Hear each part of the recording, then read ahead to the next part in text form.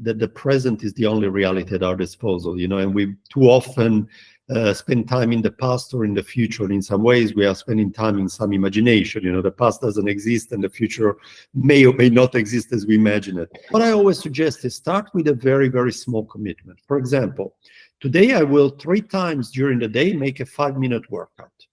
5 minutes maybe, I stand up from my desk or wherever I am and I do 5 minutes of squats and push-ups on the edge of the desk, which are very easy. Anybody can do them. Or I will jog on the spot for 5 minutes. If I'm fit enough, I can do some high knee jogs on the spot for 5 minutes. I go up and down the stairs of the office or the apartment building for 5 minutes. 3 or 4 little commitments. And same with meditation, if we want to talk about mindfulness habits. Today I will meditate 5-10 minutes in the morning before I go to work and 5-10 minutes in the evening when I get home from work. Get rid of the stress that I've accumulated throughout the day. Now, the moment I make these 5-minute commitments, first of all, there are no excuses, even to myself. I cannot say to myself, I don't have 5 minutes. It clearly would be a lie, Today we have again our old friend Walter Gerger, Shaolin Temple secular monk who goes under the name Shi Xing Mi. Walter is a Shaolin master, trainer, advisor, coach, speaker, and author. And we're going to talk about the impact of Shaolin wisdom on body and mental health. Now, it's been 4 years since we spoke last time, Walter. Thanks for joining this call again. And I would love to kind of build on what we discussed last time and ask questions on how things changed and how your views changed. And our views will have a link to the previous episode as well. So if they want, they can go and look deeper into the stuff which we discussed last time. So my first question is, so has anything changed in your views when people ask you for your advice on how to deal with anxiety? Actually, nothing's changed, or if I can reframe that, it's changed only in the sense of that I think there is even more urgency now to address the topic of anxiety and in general the topic of mental and physical well-being. Since our last talk, there's been, of course, the pandemic and the post-pandemic period, and I think that this experience has highlighted how weak we are mentally and physically to face both big challenges such as these global ones that we faced with the pandemic and also with the current geopolitical situation and so on, and then the more personal ones, the challenges of the everyday life, the challenges of aging, the challenges of keeping our mind and body healthy and effective and performing in whatever it is that we are doing in our daily lives. So my ideas in terms of the need to work on these topics and how to work on them haven't changed, other than to think that there is even more urgency. And sadly, almost daily, I'm sure you read the same research papers and the same surveys which show that both the mental and physiological, and as you know, these two elements are a kind of ecosystem of humans around the world, are getting worse and worse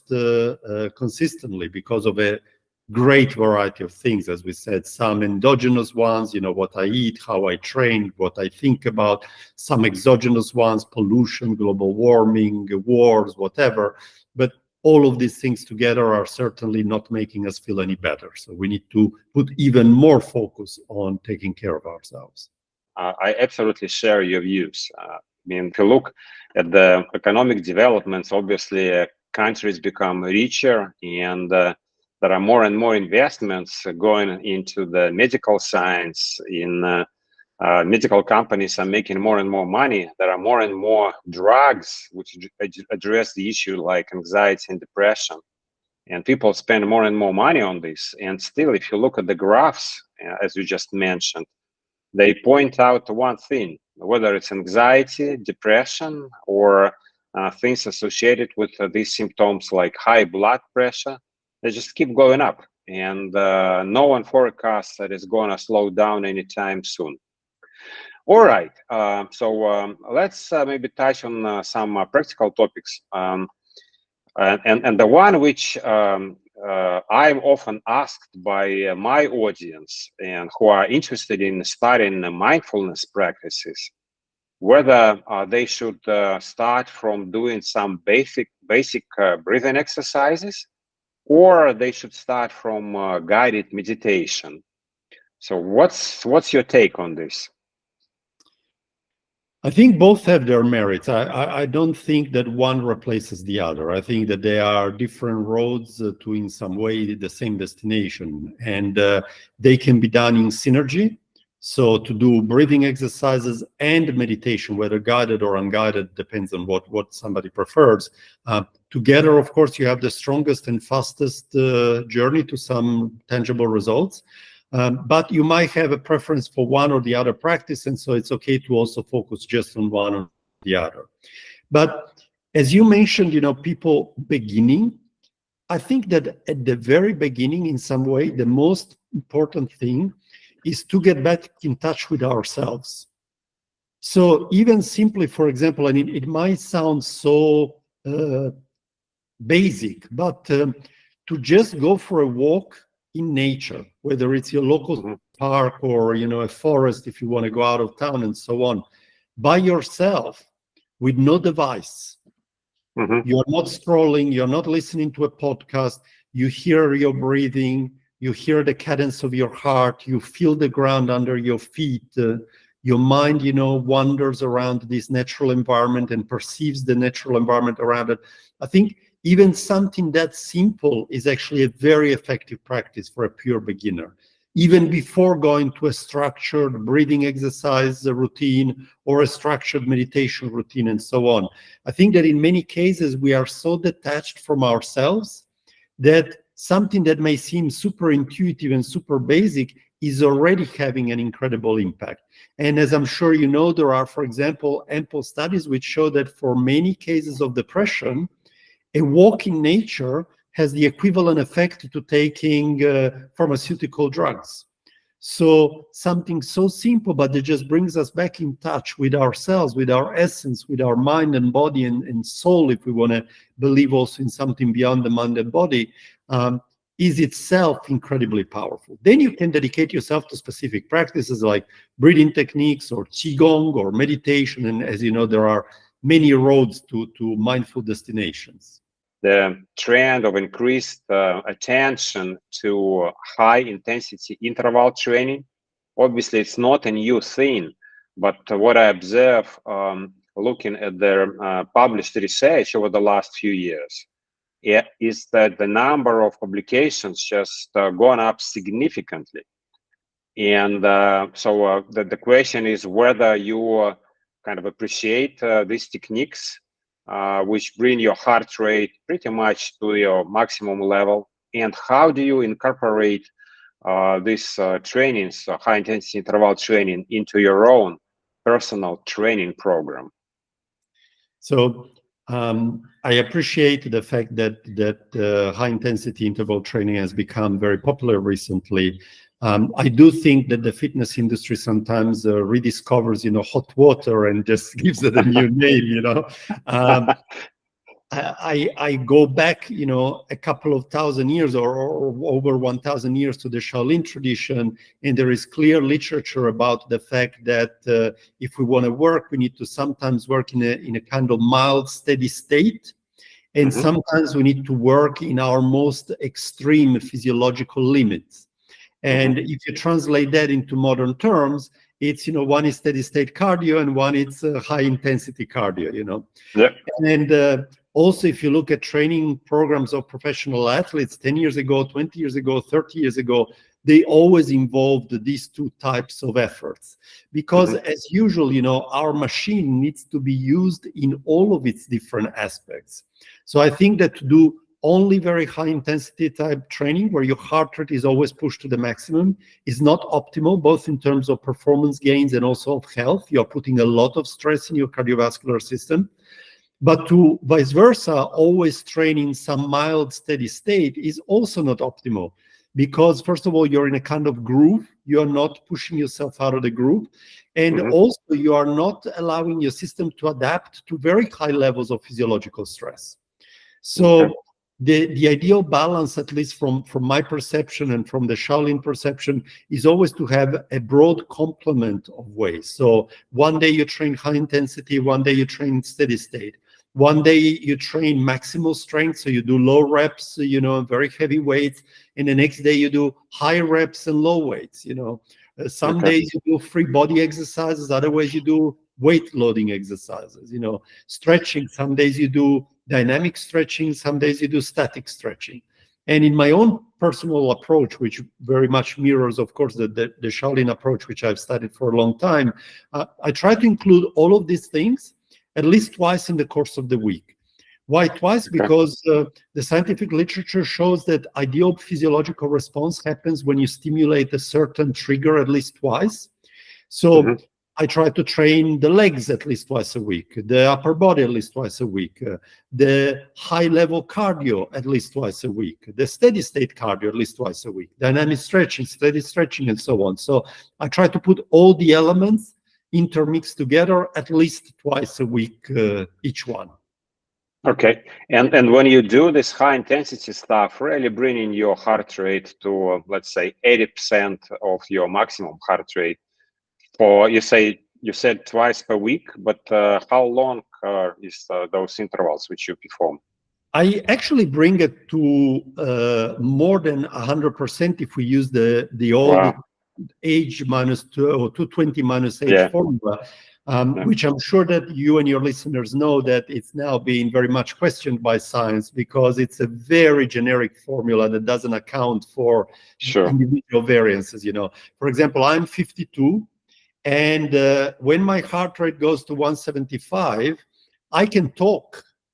So clearly, amazing.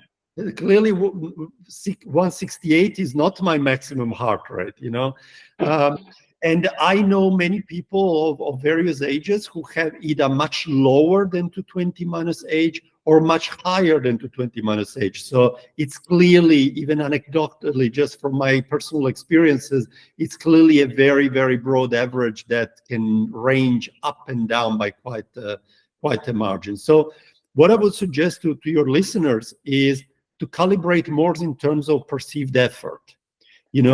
If they are still able to talk, maybe they're struggling to talk, but they are able to talk, clearly they are nowhere near 100%. When you're really approaching 100%, you cannot talk, you are taking big gulps of air with an open mouth, and you can't sustain that effort for more than, 20, 30 seconds. It's already a big, big struggle. As you can see, for example, from, the 100-meter sprinter, who can sustain that effort for 10 seconds, or maybe who could keep it for the 200 meters 20 seconds, but then that's it. So if you can keep going for 30, 40 seconds, 1 minute, 2 minutes, you're not working at your maximum. So I think that as accurate and as sophisticated as all of our wearables are, and I also use a wearable because it's a nice way to track what you're doing, I think that the most sophisticated wearable is our own self sensations and our mindfulness.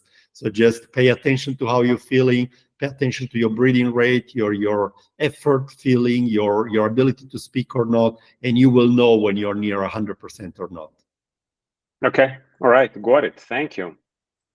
But the other question is the right balance between the strength exercises, slow, steady, aerobic exercises that you mentioned, and the high intensity exercises. So you mentioned a little bit about this, but what's your advice for the audience, which is 40 plus years old, in terms of mixing these exercises within 1 week? How would you break down the timing of those exercises? So first of all, without discouraging the audience, but I would like to tell them that especially as we get older, all three elements, so let's call them cardio, strength, and mobility or flexibility, they become more and more fundamental. As we know, the number one cause of mortality is cardiovascular issues. So clearly to keep the cardiovascular system effective and strong is very important. As we get older, we may suffer from sarcopenia, this loss of muscle mass. So it's vital to keep the muscle mass just for functionality and life quality and preservation of balance and all kinds of things. And mobility and flexibility reduces. A young kid can bend every which way, and an old person can get injured getting out of bed. Keep supple and mobile is very important. So without discouraging them, they have to work on all three. The good news being that we often think that we have to dedicate a lot more time than it's actually necessary. For example, I often hear people say, "Oh, I have to go to the gym," and going to the gym is a 2-hour process between going there and getting changed and then training for an hour and so on, to do their strength work. And then I observe them in the gym, and they do one set, then they sit on the machine, they chat with the next guy, they scroll their phone, they discuss some training ideas. And I think that if they measured the actual quantity of training, you'd be lucky to have 20 minutes of real training, Yeah. And secondly, the bulk of the exercises that are very effective are the ones with the free weights, without huge loads, especially as we get older. Better stay on higher reps, lower weights in terms of, strain on muscles and connective tissue and so on. Actually, a lot of the strength work you could actually do at home with a couple of dumbbells and a couple of barbells, and you could condense it in 20, 30 minutes. Well, what that means is that, whether you prefer the home or the gym is indifferent, but you can do your cardio in 20 or 30 minutes. It can be a 20, 30 minutes of steady state, or it can be 20 minutes of intervals with, slow and then a fast peak to maximum heart rate. Then you can do your weights in 20, 30 minutes, working very hard, very intensely without wasting time. And then you can do 10, 15 minutes of stretching and mobility at the end. Suddenly you've condensed all the topics in an hour. Okay. And you can do that 3 times per week, and you're already doing enough to cover the basic needs. Then, of course, if somebody really wants to work on their body in a very, very profound way, they can work out more often. They can start segmenting body parts. For example, they can do upper body on Monday, lower body on Tuesday, core on Wednesday, and then repeat again. Upper body on Thursday, lower body on Friday, core on Saturday. So they are now hitting very heavily all the muscle groups twice a week with enough recovery and recuperation in between. Then they can combine different cardio. So on Monday may be steady state cardio, and can be high intensity cardio. So now we are talking a very, very complete training program for those who want to go beyond the classic 3 days per week. Okay, got it. Thanks. And the final question, I guess, is about translating this knowledge into practice. Because if you ask, you meet 10 people on a street, you ask them if the exercise is good, if mindfulness is good, and they say, yeah, absolutely, I will start on Monday. And as we know, it's actually very few people who perform either mindfulness exercises or physical exercises on a regular basis. So what's your advice for those who really want to turn this knowledge into habit? Whether it's mindfulness exercises or physical exercises, as you said, the key is like building these positive, healthy habits. And first of all, I think that people should really deeply understand the motivations, whether they are, let's call them fairly superficial motivations. It's an aesthetic motivation, I want to look better. Whether it's a much more profound motivation, I want to improve my health, my longevity, I want to be able to play with my grandchildren in 20 years' time, or whatever it may be. I think they need to really prioritize whatever these objectives are and make them the drivers of this habit forming. And then when they're actually going through the process of habit forming, one suggestion that I always make is to make small commitments. Somebody who never trains or who never meditates, to start tomorrow meditating 30 minutes per day or training 1 hour per day plus commuting to the gym and back, this is almost impossible. The likelihood that they will do that and they will stick to it, it's very small, because the impact on their routine and the impact on their perceived effort is huge. So for them, it will feel like a huge effort because their current effort is zero in those topics. Yeah. What I always suggest is start with a very, very small commitment. For example, today I will 3 times during the day make a 5-minute workout. 5 minutes may be, I stand up from my desk or wherever I am and I do 5 minutes of squats and push-ups on the edge of the desk, which are very easy. Anybody can do them. Or I will jog on the spot for 5 minutes. If I'm fit enough, I can do some high knee jogs on the spot for 5 minutes. I go up and down the stairs of the office or the apartment building for 5 minutes. 3 or 4 little commitments. And same with meditation. If we want to talk now about mindfulness habits, today I will meditate 5-10 minutes in the morning before I go to work, and 5-10 minutes in the evening when I get home from work. Get rid of the stress that I've accumulated throughout the day. Now, the moment I make these 5-minute commitments, first of all, there are no excuses, even to myself. I cannot say to myself, "Oh, I don't have 5 minutes." It clearly would be a lie, Yeah. And secondly, the perceived effort is very small. So the likelihood that my mind will play tricks on me and postpone, and then it doesn't happen, it's much smaller. And there are plenty of studies that show that once the 5 or 10-minute commitment, whatever it might be, becomes a habit, then to extend it, it's very easy. The habit now gives me a sense of self-gratification. I'm doing something good, so I feel good when I do it. So to turn 5 minutes into 10, and 10 into 15, and 15 into 20, it's surprisingly easy.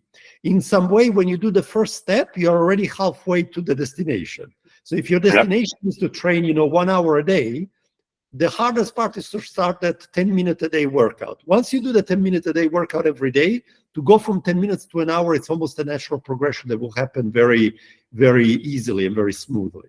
So my main suggestion is make a small commitment to yourself, but then be very disciplined about that commitment. Make it a daily commitment. And you will see that very naturally and organically over the course of a few weeks, suddenly the small commitment becomes a habit. Okay, I got it. Walter, fantastic discussion. Thank you. Anything we missed? Any important things which we should be thinking about in the basic around the topics which we touched earlier? I think that it's very important to do a couple of things. The first one is to always realize that the present is the only reality at our disposal, and we too often spend time in the past or in the future. In some ways, we are spending time in some imagination. The past doesn't exist, and the future may or may not exist as we imagine it. So if something is important to us, if training or taking care of our mental health is important, today is the only day when we can do that, when we can take care of ourselves. And so we owe it to ourselves to make that little effort. And we also owe it to all those who we love and who we interact with. Because the moment we truly start taking care of our mind and of our body, we automatically become, better fathers or mothers or husbands, wives, professionals, whatever it is that we do, friends and so on. So we are not only improving the quality of our own life, but we are somehow improving the quality of the life of all those. So in some way, it's the most powerful thing that we can do for ourselves and for all those who gravitate in our lives. So I think that to dedicate this little amount of time and effort to something that has such a huge payoff individually and socially and globally, it's absolutely a no-brainer, as they say. Okay, it's very nice wisdom. Thank you very much, Walter. It's always a great pleasure. Thank you. Yes, I hope we meet again soon.